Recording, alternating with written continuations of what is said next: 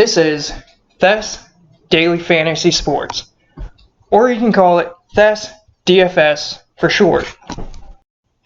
I plan to use this channel throughout the entire 2022 NASCAR season to give my own personal opinion on each NASCAR race from a daily fantasy and betting viewpoint.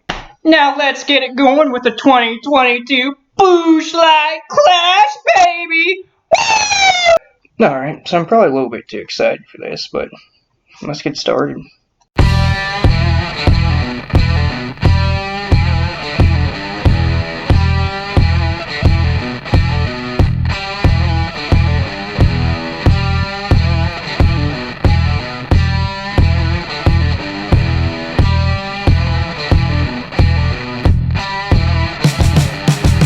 With 150 green flag laps, we're looking at 67.5 points for fastest laps. And we're looking at 37.5 points for laps led. I'll be maxing out the $4.20 max, and I'm going to build two different ways on that. Most of my builds are going to have 1 to 2 dominators and at least one guy that did not transfer through the heat races. As of right now, before practice and qualifying, that is my favorite way to approach this weekend. Now that's just me expecting this race to go rather clean for being a quarter-mile track, but we really have no idea what to expect out of this.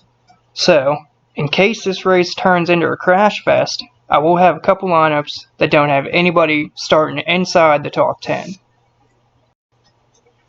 I don't waste a whole lot of time playing on FanDuel because their contests just aren't as good as DraftKings. But I will build 1 or 2 lineups for FanDuel, and in those lineups, I'm probably going to look for one lap leader, and most of the other guys will just be from outside the top 10. Without a starting lineup, it's kind of hard to judge the salaries, but at first glance, I'm thinking it's pretty soft. You should be able to play anybody you want, and if you have to leave a couple thousand on the table, I think that's going to be fine this week. I recommend watching practice and as much of the weekend as you can. But if you can't watch practice, I would at least go back in and look at lap times, see who is fastest, go and see if you can sort it by laps. You should be able to sort it by like 5 lap average, 10 lap average, 15, and so on. You want to look at that and see who's fast in the short runs and who's fast in the long runs. Now practice is going to be split up. There'll be 3 groups of 12 each, and each group will get 3 different 8-minute sessions. With practice starting at 12:30 Eastern Time, I would think it would be over around 2 Eastern Time. And then qualifying is scheduled for 8:30 Eastern Time, so that should give these teams about 6.5 hours to make adjustments before qualifying. Now qualifying times will be important to look at because NASCAR will impound these cards after qualifying, so these teams won't be able to make any adjustments before the heat races.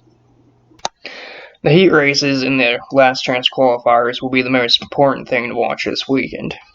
They should give us an idea on how aggressive these guys plan on getting. I'll be paying attention to NASCAR.com's live leaderboard, trying to keep track and look at who's getting fastest laps throughout the heat races, throughout the last chance qualifiers, because these guys might be the guys putting up those fastest laps that are worth almost half point each when it comes time for the main event. Also keep in mind that in the heat races, we have 9 cars on track.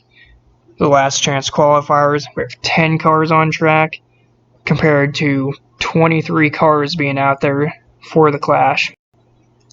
So don't be too shocked if you see fastest laps being spread throughout the field when it comes time for the Clash. With this being the new gen car, we don't really have a whole lot to go off of as far as bets I might like. So the early week bets I did mention on my Twitter and Facebook. are based off of short flat track history. I did look at the Gen 7 test results from Phoenix, but that is a 1 mile track, and this is a quarter-mile track. So, take that as you will. My favorite bet for the Clash is Joey Logano to win at plus 750 on DraftKings. My favorite long shot bet to win the Clash is Todd Gillen at plus 50,000 on DraftKings. If you pay any attention to the Truck Series, you're going to know why I like Todd Gillen at plus 50,000. Do I actually think he's going to win this race? No, I don't.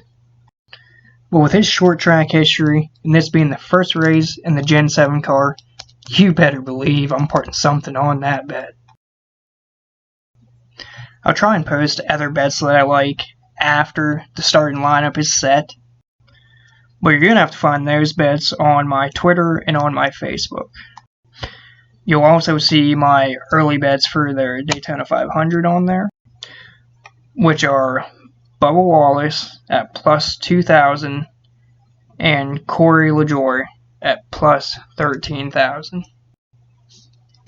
I do plan on posting core plays on Twitter and Facebook, and you can find me on there at Theiss DFS. That's all I have for right now, but I do plan on going a little bit more in-depth throughout the season. So just like, share, comment, subscribe, tell a friend, do whatever you can to get more people to this channel. Thanks, and good luck.